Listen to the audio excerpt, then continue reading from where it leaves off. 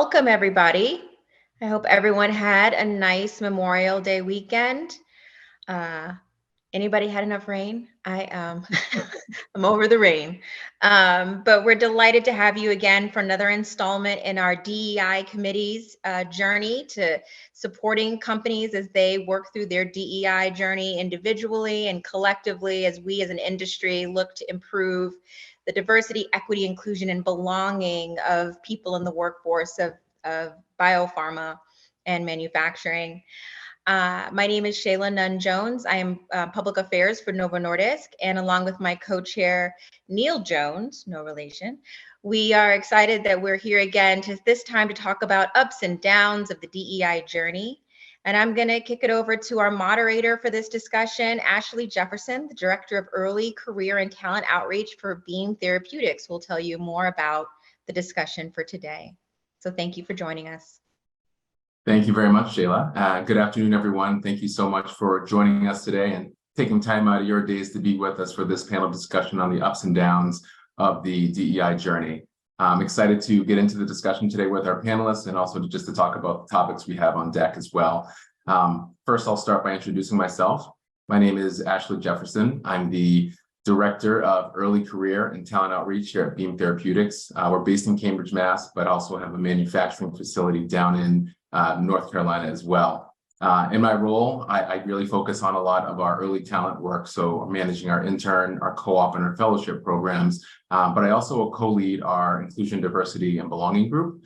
And as I think about my DEI journey with Beam specifically, I had some previous DEI experience with some of my past organizations, but when I was interviewing, I thought about, targeting a company that had a vision for the DEI journey. I wanted to know where they were, but also where they wanted to go. And I felt like a lot of those questions were answered during the interview process. And it also translated into my first few weeks there, where I was able to join the inclusion, diversity, and belonging teams. And I felt like myself, along with my colleagues, were able to really drive impact. And I saw that through support from leadership, financial support, but also support from across the business. And I think those three things are really important for any organization that wants to really truly, move the needle on DEI.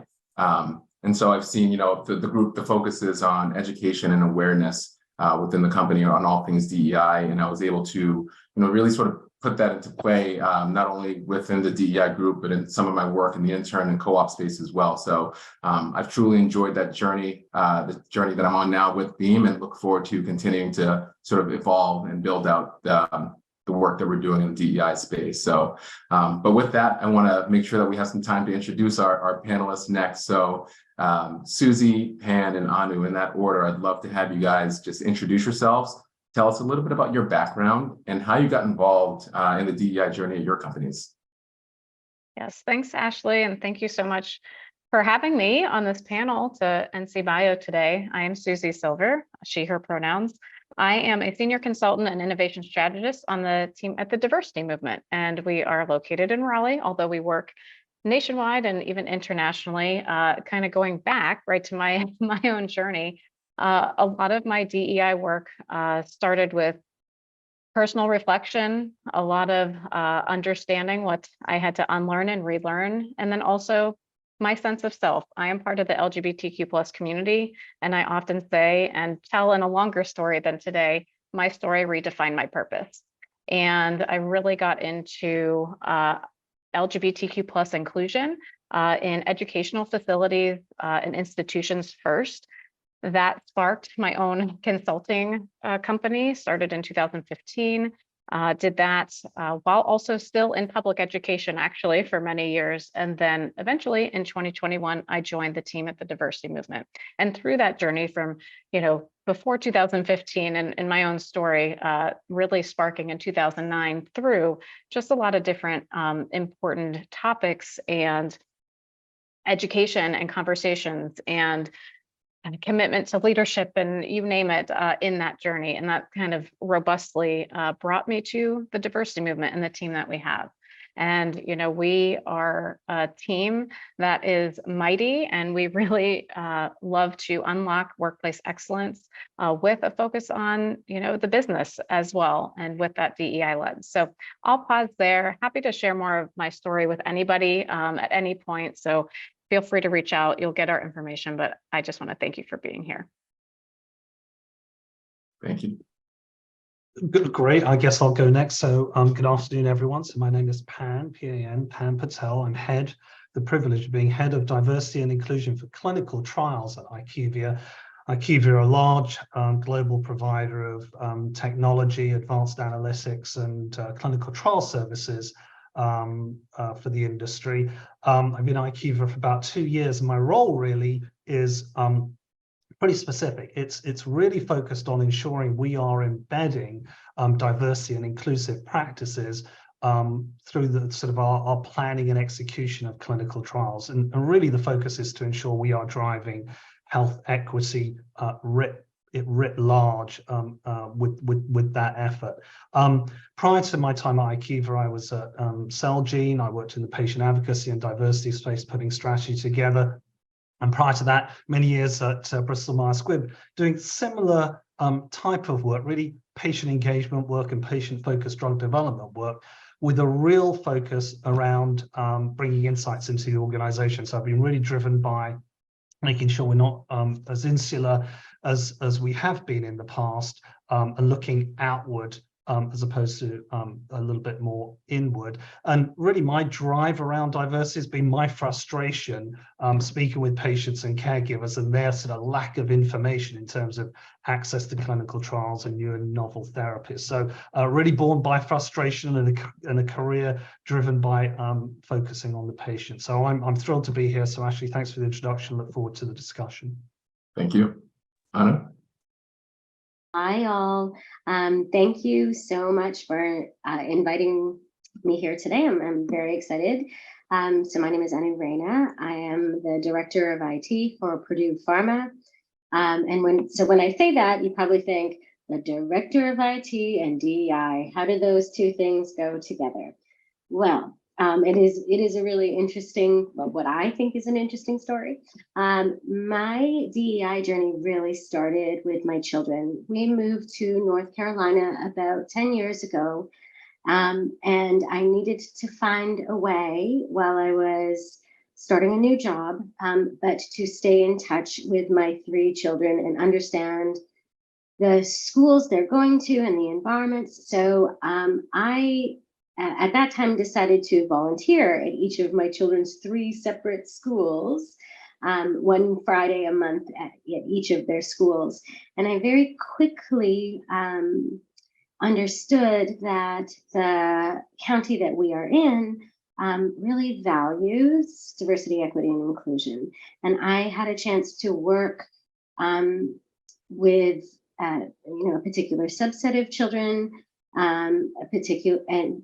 to achieve a specific objective within Wake County. And I absolutely thought it was fantastic, and it fed my soul.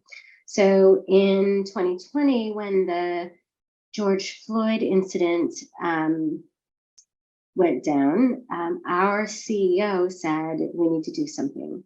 And our organization at that point in time formed a CEO's advisory group on diversity, equity, and inclusion, for which I volunteered. And the rest is history. We've done some really fantastic things in the workplace, and I still continue on the journey with my children, because it's a way for me to not only stay connected with the environment my children spend time in, but it really does feed my soul. Thank you so much. I appreciate you all, those introductions, those great introductions as well. So Anna, we're going to stay with you for this first question. There's a lot that goes into the work the DEI work that we do at our companies. And I think, one of the most important parts of that is sort of the foundation and the trainings that we're able to offer. So can you tell us about the foundational training that your company has done and some of the learnings that you've seen from that experience? I would love to. So I mentioned that, this all started for us in 2020, in about May 2020. And this small subgroup of very passionate individuals within our organization thought, okay, what is it that we need to do? And one of the first things that became clear was we're all at different spaces and different times in our DEI journey. We all have a different understanding of what DEI is, and not just within the advisory group itself, but across the organization. So one of the first organization-wide initiatives we undertook was foundational training, and we partnered with the diversity movement, and Susie specifically was on that roller coaster with me. It was fantastic. And that foundational training, what it did for us was really level set. Everybody went, and the process, I think, took about 6 months to get through our entire colleague population, across sites, across shifts, and everybody was speaking the same language, understood what diversity, equity, and inclusion in the workplace meant, and understood why it was important. So why is the organization investing time, money into an initiative like this? And what is the business, what is the business case? What are we going to get out of this? And I think bringing everybody, kind of bringing everybody onto the bus, speaking the same language and having the same understanding was critical on this journey for us. We definitely had some ups and downs, and but I think that's part of the challenge, right? So once our whole organization had gone through foundational training, we also recognized that people leaders play a significant role in moving us along on the journey, and that questions about the initiative would actually go to people's supervisors rather than the advisory group or and anybody else. So we did tailor specific people leader training to be able to equip them with the fundamentals plus how do I deal with these questions coming my way. Yeah. And that was the start of the journey, and we're progressing from there. Great, thank you. I love that. I love what you said about everybody's understanding of DEI is different. And I think the work that we do in DEI has to be extremely empathetic, and we have to meet people where they are and understand where they're coming from and how far they need to go to close that gap in the journey. And so I love that perspective. And I think it's an important part of the message to share. So thank you for that. Thank you. Yeah, no problem. And I'm going to come to you next. I think, you've got a very unique perspective being tied to DEI, but also clinical trials. And a lot has changed over the last few years, but can you talk about the importance of DEI and clinical trials and some of the things you've learned from that work in the last 2 to 3 years? Yeah, absolutely. So it's a great question. So clinical trial diversity, why is it important? So it really is a critical imperative because it supports this notion, this concept that's sort of fairly well understood in terms of health equity. So what do we mean by health equity? It means allowing everyone, regardless of race, ethnicity, background, geography, socioeconomic status, to achieve their maximum health. So a pretty sort of aspirational concept. And when we actually look at how clinical trials have enrolled in the past, the data for sure shows underrepresentation of racial and ethnic groups and other diverse groups as well. So we're not really getting the data that we need to support this notion of health equity. And we look at it from a sort of a scientific lens as well, where we are approving products in the marketplace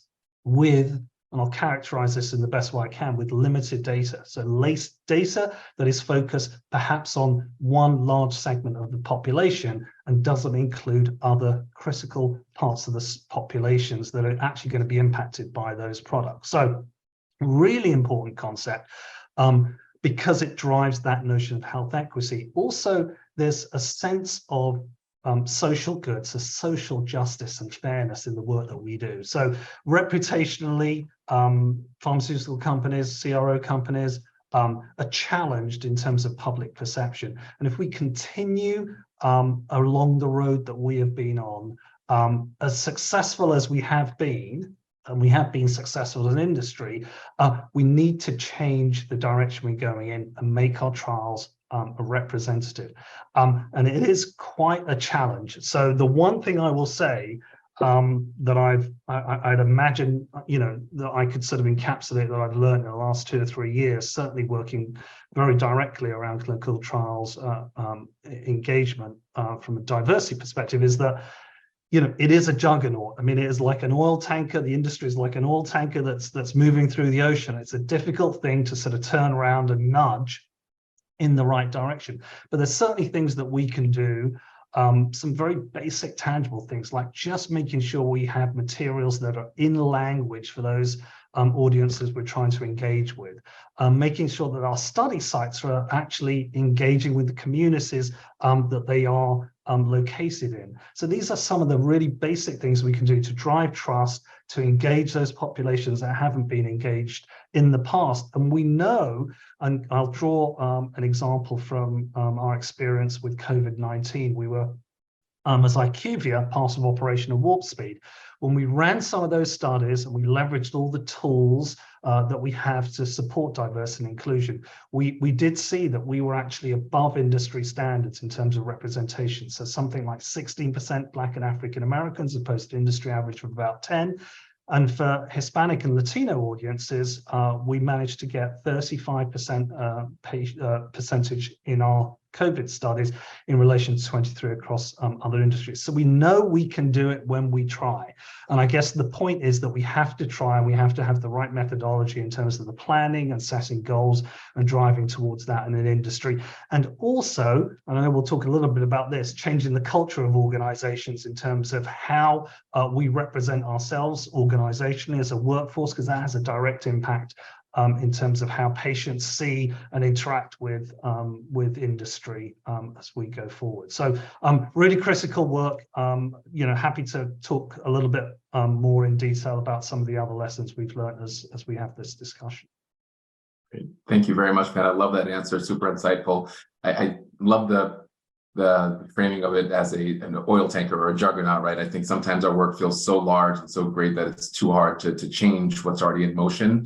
But I love the small bite-size sort of options that you've given of sort of being, having representative material, thinking about your internal culture, engaging the community.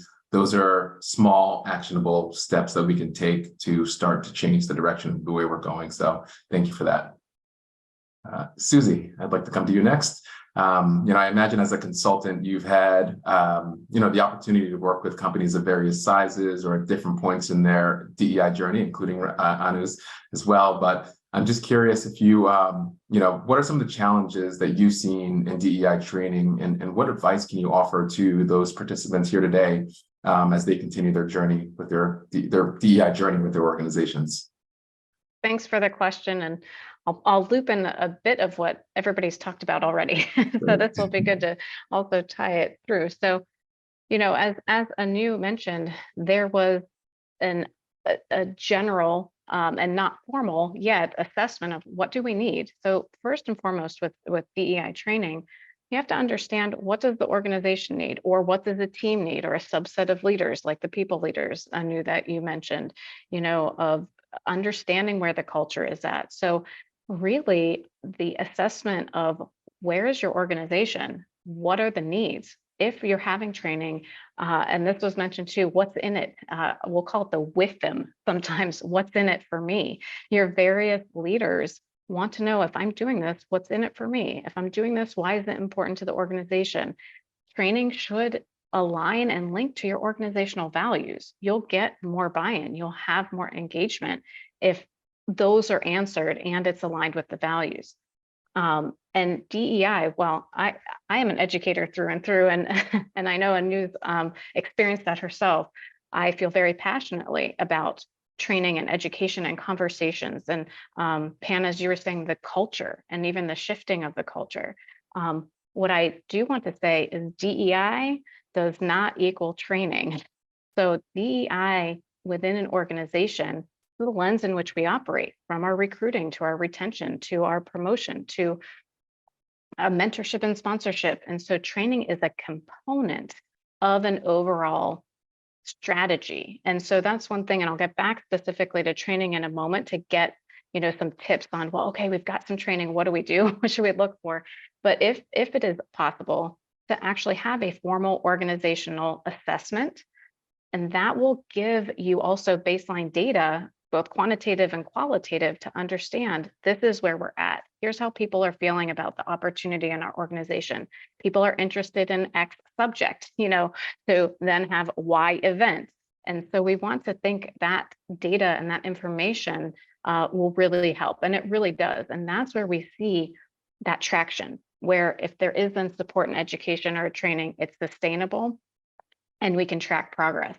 Now, training specifically. Okay, that's great, Susie. We may or may not be able to do, or we've done an organizational assessment.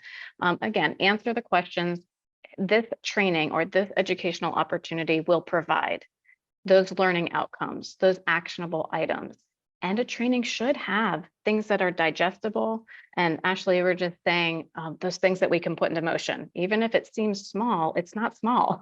So if it's from inclusive language, and we might change a few things we may or may not say, in a certain way to be more inclusive, that helps. So having those actionable tips and items within educational settings, people love that. And it makes it real. It makes it tangible. And we can have those realistic examples of the workplace. So Anu, you had mentioned, what does DEI mean in the workplace?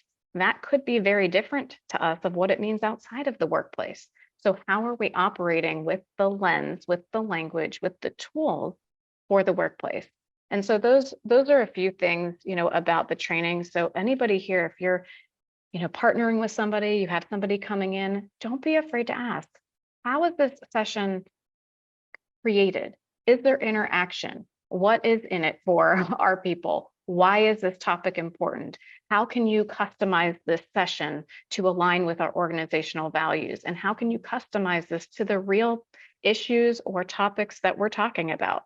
And you want to hold people accountable that are working with you and showing up for you, that it's a collaborative process between you and especially an outside partner. That's a collaboration. You're a team to provide education to your employees or your leaders in the best way that's possible. So I'll pause there, but hopefully that gives a little bit of that tactical insight as well as that overarching information about how you can actually assess. And I can talk about assessment all day long, but I will pause because I love data and I know We'll a lot have of an us hour, but do yes. here. Yeah.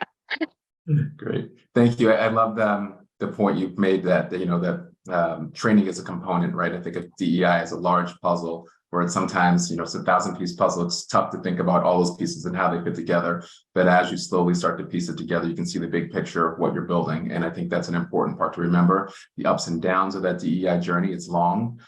So it's important to sort of stay the course and do the little things to continue to build on what you've done so far. So great. And thank you again, Susie. I think what you also mentioned, I'll tie into this next question. You talked about, leaders saying what's in it for me. And I think sometimes it's hard to see the immediate results or ROI on sort of what we're doing in the DEI space. And so this question's for all of you. And I think if we go Anu, Pan, and then Susie, what are some of the direct business benefits that business leaders and even stakeholders are seeing from the DEI journey? Was I first, Ashley? Yes, please. Yeah. Okay. So I obviously really can only speak for my organization, but in general, in speaking outside of my organization, I think I've heard a lot of the same, where being on the DEI journey, with all else being equal, it has done wonders for our retention from a culture point of view. So we're not talking about money, we're not talking about bonus or benefits or any of that, but as a place to work, as a place that cares for its employees, as a place that fosters a sense of belonging or in an inclusive environment, people feel comfortable, and it's almost added to our values. It's an understanding in our the values on paper, that we actually live those values on paper and execute against those values on paper. So a benefit for within our organization where belonging is having a sense of belonging is an outcome of the work we've done to promote an inclusive environment. I feel like I went around in a big circle. Did I get to the middle? You got it. You got it. Yeah. Okay. All right. Perfect. Thank you. Pam? Yeah, so let me go next, I guess. So in terms of clinical trials and diversity, there is absolutely massive tangible business benefits, specifically around running foul of the regulators. So certainly the FDA as one regulator has come out fairly strongly back in April 2022 with draft guidance around the need for diversity and the need for diversity plans, and really put the industry on notice, specifically around setting goals and making sure that, for example, if your phase 3 study is recruiting, that you have, based on disease epidemiology, that level of representation. So for example, lung cancer, if it's impacting 13% of Black and African Americans, try and make sure you've got 13% Black or African Americans in your study from an approval perspective. If you don't get there, the regulators and you as an industry or as a sponsor are on notice for not achieving that goal and run a risk of not getting an approval because your data package isn't fully robust, and they could ask you for post approval marketing or analysis of that data as well, and making sure you're more represented in the post approval. So there is time and cost impact to not making sure your trials are representative. So that's one of the key drivers. And allied to that, I think what's really critical is sort of the reputational value that you get from making sure your trials and your data and your level of inclusiveness in terms of the participants in your trials are representative. So that's the intangible good. There's risk if you do not get there. There's an upside from a reputational perspective, and also driving back to that term health equity. The reputation of supporting that, I think, is immense. So really, it's about public health. Ultimately, it's about doing the right thing and making sure that you are getting the data that you need. So really critical, profound impact from a business perspective.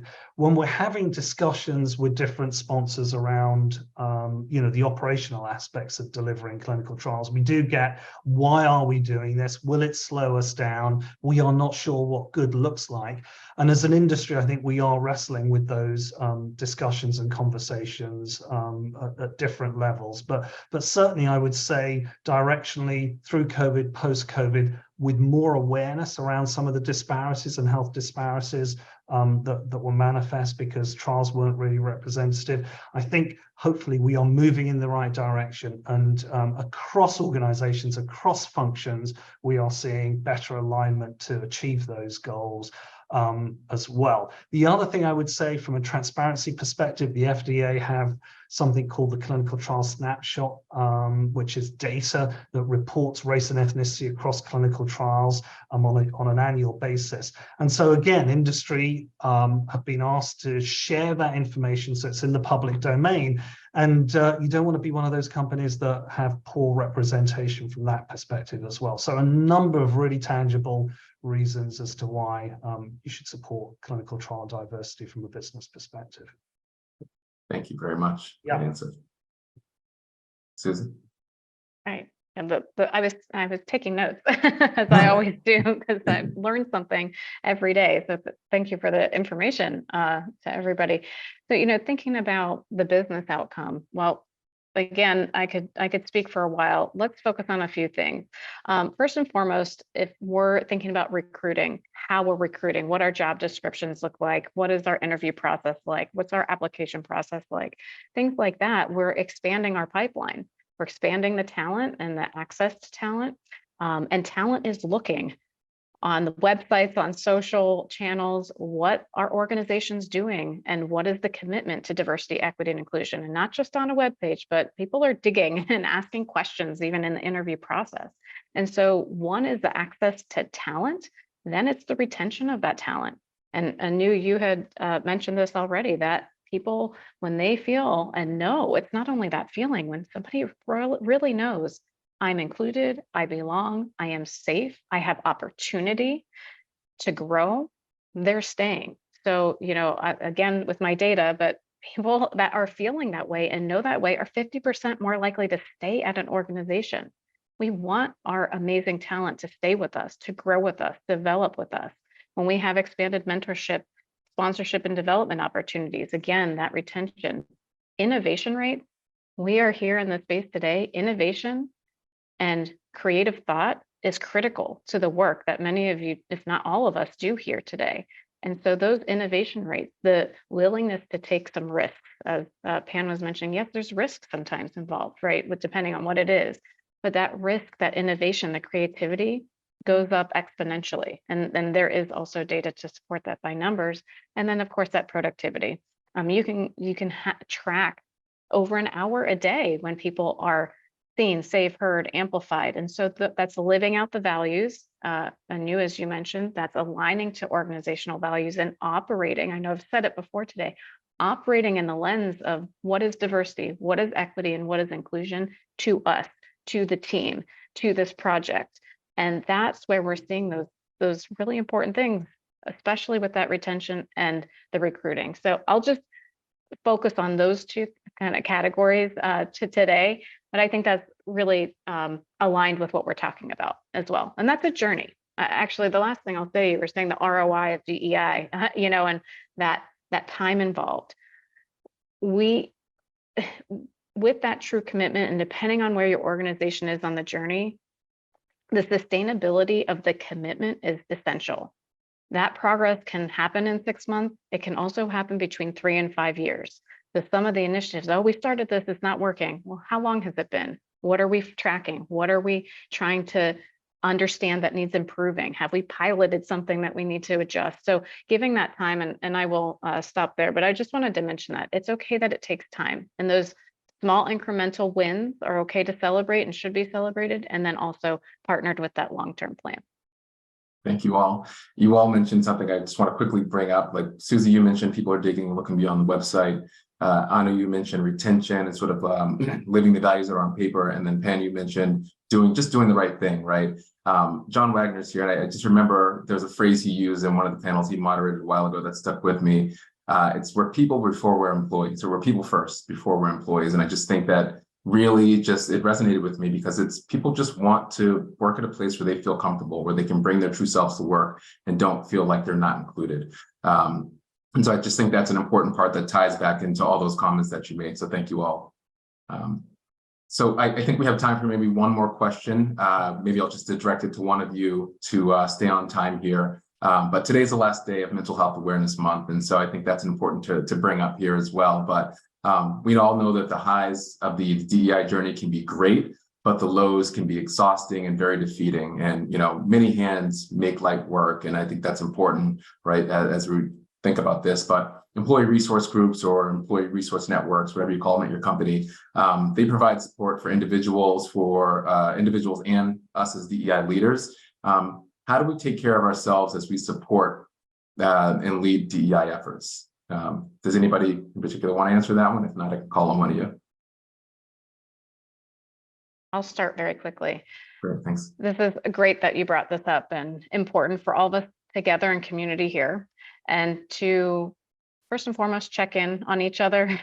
Whether you're in DEI every day, right? We're living DEI every day, and it's important to check on each other and understand boundaries, and seek help if you need help and support, and also those healthy boundaries, and have at least hopefully one person that you can trust and confide in, saying today's been tough, or hey, I need help with, or I have too much on my operational day-to-day. Is there a way that we can alleviate some of that? So just looking out for each other, checking on each other, having those boundaries, and of course with employee groups, recognizing their purpose, right? The affinity groups are often where it's that safe place. You have discussion, you have some learning. The ERG or the BRGs, right, or whatever you may call them, those often align more with those business goals and may have more operational things.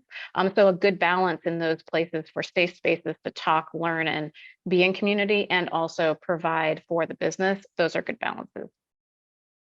Thank you. All right, I think we are just about at time and are going to transition over to Q&A from the audience. So let's go ahead and start getting into some of those questions. Brenda, are we ready to go ahead and transition into that? Yes. The question, how do you get people to join the resource groups? Does anybody want to take that? If not, I don't mind. Can we do a yes and? Sure. Yes. So, because I have a very short tidbit on getting people to join the employee resource groups. So when we started our employee resource groups within our organization, they were really, kind of ground floor up and spread by word of mouth. Our corporate communications group actually said, we think it is a great idea if we manage the invites and we talk about ERGs more broadly. So we did a couple of things after the ERGs were established and running for a bit of time. We did a company-wide lunch and learn, learning more type activity on allyship and how allyship works together with ERGs and what does it mean to be an ally and how can you contribute. And then we had our corporate communications actually manage the invites for ERGs and do a fabulous job communicating not only the time and place, but what is this about? So that's my little bit on the journey that we have. We now have 3 thriving ERGs. I would say, I think, thank you, Anna. Just to add to that quickly, I think, you can build it into your orientation. You're sharing a lot of important information with employees that are starting. You want to catch them early in their journey. So have a slide or 3 or 4 that explain who your ERNs are, who the leaders are, what they do, what the purpose is, how often they meet, just all of the basics they need to understand about getting involved. And I would also say, if leaders can encourage their managers to, have their direct reports join those ERNs or ERGs, they can be leadership or stretch opportunities for them to step outside of their roles and gain some different perspectives and support across the organization. So I think those are 2 ways that you can maybe think about having folks join your ERNs. Great. And there's another question. There's a little bit of a chat going in the chat box, but there were brief mentions of the challenges in defining what good or improvement looks like in a DEI journey. Any suggestions from the panel? Yeah, I put a quick reply in there. It's the assessment or data of where you are, and sometimes it doesn't have to be so robust. It might sound a little bit daunting. Oh my gosh, an employee engagement survey. Well, it could be a pulse. It could be a series of a few questions, about, and happy to connect if anybody wants more specifics, but it's easier to track where improvement is or what good is or where there's areas of opportunity if you have some baseline information, both quantitative and qualitative. So while that's still broad, hopefully that answers at least in the seconds we have here before those breakout groups. Great question. Thanks, Susie. And Ashley, this is Brenda. We're Hi. going to now move people into breakout groups, and that will take us just a minute to get everybody in their 3 groups and to make sure we have our leaders there. Perfect. Great. Thank you. While we wait for that, just a big thank you to the panelists for your time, your contributions, and your insights. And thank you for Brenda and the NCBIO team for putting this together too. It's been great. Well. It's hard to keep me quiet for those who thought I should. I can't thank the panelists and the breakout sessions leaders enough. We're talking about a subject that's still a journey. It's still a journey, and we have to recognize it is a journey. And this journey is just like any other thing in life. It has its ups and downs, and so that's why we chose this theme. We talk a lot about the good things and when we enjoy those, the ups, but what about the downs? Because we can learn from those as well. I was having a conversation with my mother last night. Yes, I'm a mama's boy. I'll admit to that. And she was saying, what's next on your schedule? And I was telling her about this forum that we're having today, about the ups and downs. And I said, it's just, we have to remember that it's a journey. And she said, well, son, let me share something with you. I said, okay, Mom, what is this time? She says, I'm gonna share with you a story about her mother. And I want to share with you because I think it's the key to what keeps us going. She said that my family was a family of farmers. And every morning there was like, I think 10 of them would go out into the fields and work or different jobs. And my grandmother would be at home all day long. And she felt like she was missing out on something, so many things. And she got lonely. She didn't feel like she was included. But a funny thing would happen every day. The family's dog would come by and she'd be sitting out on the porch. And the family dog would wag its tail as if it was smiling at her. And she said, at first, why was this dog coming up? But she saw it as a sign of hope. Hope, that's what kept her going. Although we talk about, this DEI journey, it may not happen in days or months, but this is a daily thing for her, a daily experience.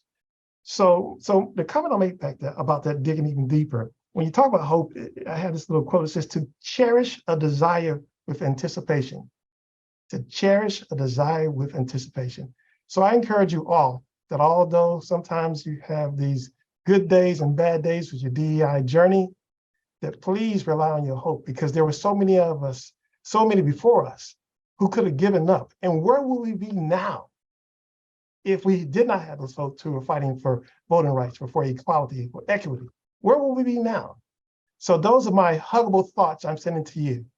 So in the future, if you see me smiling or wagging my tail, hope I didn't offend anyone. It's because I want to impart upon you that we have to have that hope and that vision that we have each other. We're learning from so much from today's conversation. So I hope we keep these conversations going, encourage each other, as Susie said before about the mental health, because they all are connected. We have to be one, even when we're down, encourage each other. So again, I'll take it from, thank you to my mother. She's part of my board of wisdom, who says, okay, this is something you should share with your friends on this NCBIO DEI journey. So again, hats off to the NCBIO team, hats off to the committee members, hats off to you who's taking time in your busy day, your busy schedule, because you do care about it. On those notes and those thoughts, please come back and see us again.